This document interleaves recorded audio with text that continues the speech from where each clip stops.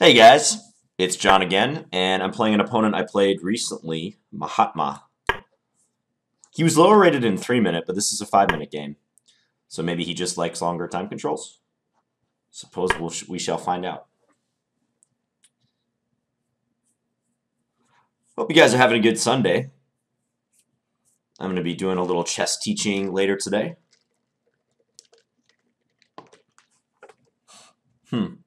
He's thinking for a while on move 3. So he played a London system, a very accelerated version of it, with bishop f4 on move 2. Most people who play this line play bishop f4 on move 3, so they'll play knight f3 on move 2, typically. He's playing this in peculiar fashion. Well, e6 or c6, which is the best?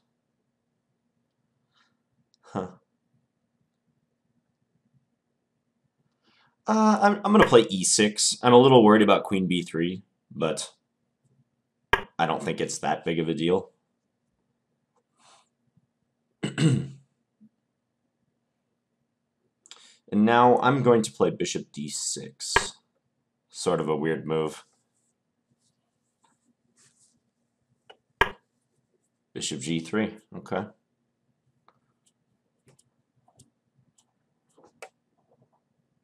It's castle. Again, I'm still wondering if he's going to play queen b3 and go after my b7 pawn and put pressure on d5. But if he does that, I wouldn't mind playing knight c6 and gambiting a pawn.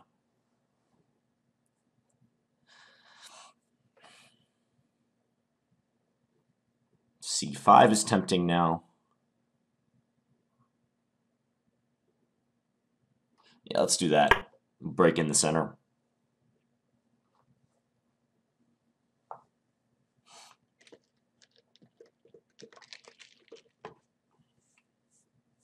I haven't had anything to eat yet today. I just have my coffee. I go to Starbucks like pretty much every morning. And I get 3 shots of espresso, a medium iced Americano, even when it's cold outside. Like right now, it's getting pretty cold here in Minnesota, and the baristas think I'm crazy because I order the same drink even when it's like below freezing. I just really love iced coffee and iced espresso in particular. Really gets those creative juices flowing, you know? So I can really crush my opponents on ICC. And chess.com too. I haven't recorded a lot on chess.com recently. I like chess.com a lot. I just find that getting a good opponent is easier on here. I'm going to play a6. He's not going to take on c5 because it makes his e3 pawn too weak. And I am well placed to stop him from playing e4. Like I have 1, 2, 3, 4 pieces trained on that square. So he'd really love to advance e4, but it will be tough for him. I could close it down and play c4, but I don't want to do that yet. I want to maintain some flexibility, so I'm just going to play simple chess. I'm not sure what his ideal plan here would be, because if he can't play e4, he doesn't have much to do in the center. I mean, maybe his best bet is to play like rook f e1 and then maybe bishop d3 eventually. He could play f4 and try to more or less trap my bishop, but that makes a big weakness on e4. So there's a lot for him to consider. Meanwhile, I'm just going to try to advance a little bit on the queen side. I'm leaving the pawn tension ambiguous because he has shown that he doesn't want to take on c5. It is just a tough call what to do because part of me wants to play b4, part of me wants to play c4. h5 is probably a good move here.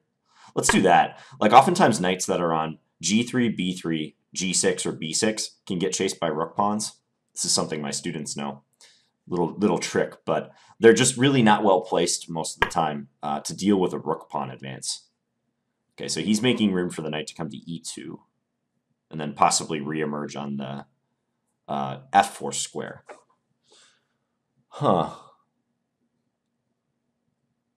Well,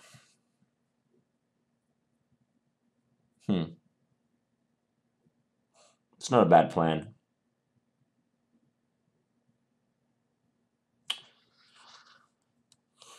I'm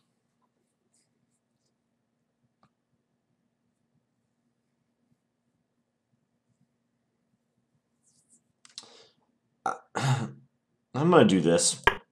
The idea is so that knight e2 can be met by a capture on e3.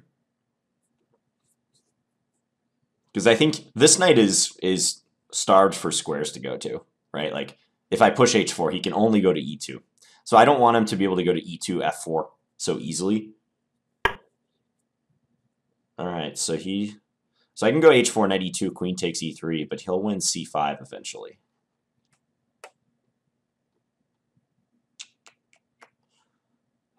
I'm going to go c4. I've been debating whether to play that move for a while, and it's time to make that decision. So now h4 is a definite threat. I mean, maybe he should play king g1 so he can go h4, knight h1, and then bring it back out on the f2 square. But, I mean, I can push b4 now, and if he captures, I get my knight into b4 and possibly coming into c2 or d3. I could play knight a5 to b3, although my knight would be undefended here, so I'm not sure about that. Okay, so he's going to go h4, knight e2, take, and then probably take here. Yeah, it's not bad. He's still so awkwardly placed, though. It's very awkward. I should be happy to give up a rook pawn for a central pawn, so we're going to do that. I'm a little worried about my queen, but I don't think it's that big of a deal.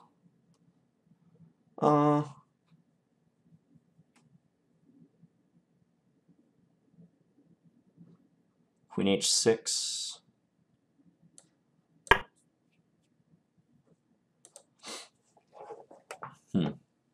He can take and then play knight f4, and there's pressure on d5. It's true. But I like my structure. I have faith in this structure. Actually, if he follows that line I just mentioned, I can trade rooks and then take on d4. This is certainly an option. If I take on d4, he takes here. Take, he goes rook d1. Huh.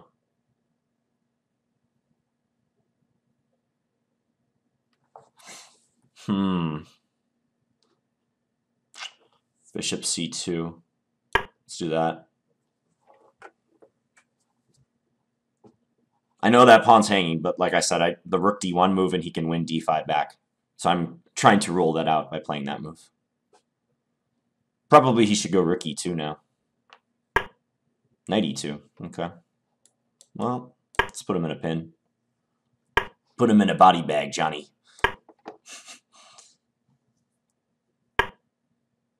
Huh. Let's make an improving move.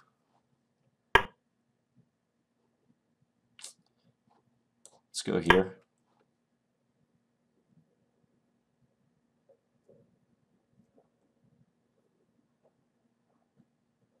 Gotta play fast. Knight f4, he should play it. Yep. Rook e1, I'll expect.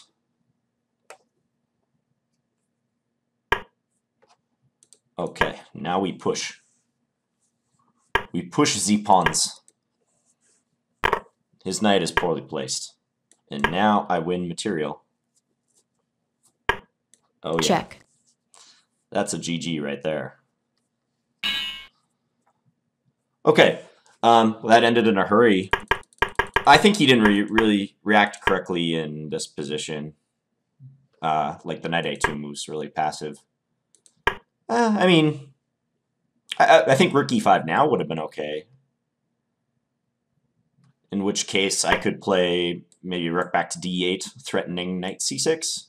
I could go knight c6 now, but he goes here, and this knight is undefended. That was an intriguing middle game. I'm going to spare you guys the full analysis on this one. I'm just going to go to That position where I decided to push the h-pawn all the way down to h4, that was an interesting position to me. Wow, Engine really likes my position here. Okay, we're going to skip this.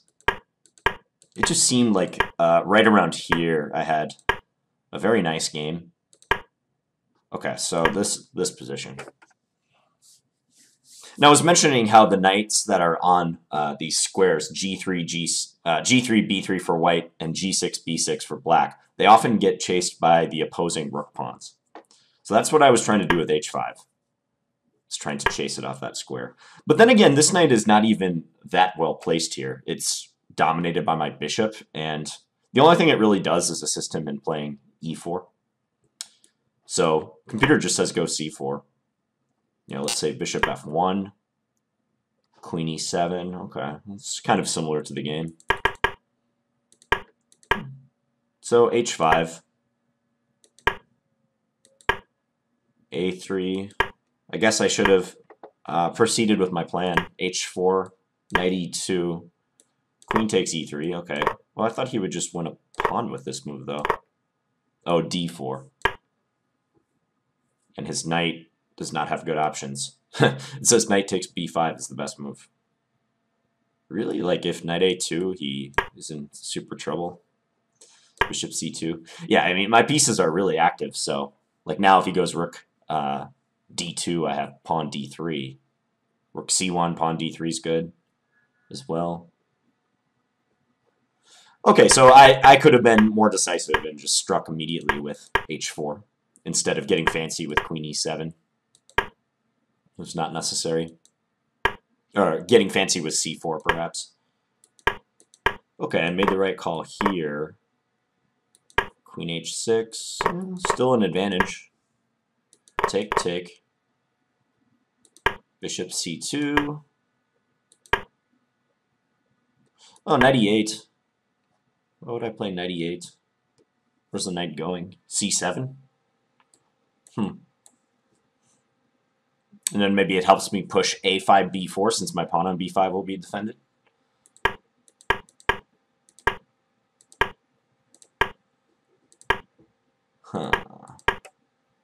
And rook B8, not so good.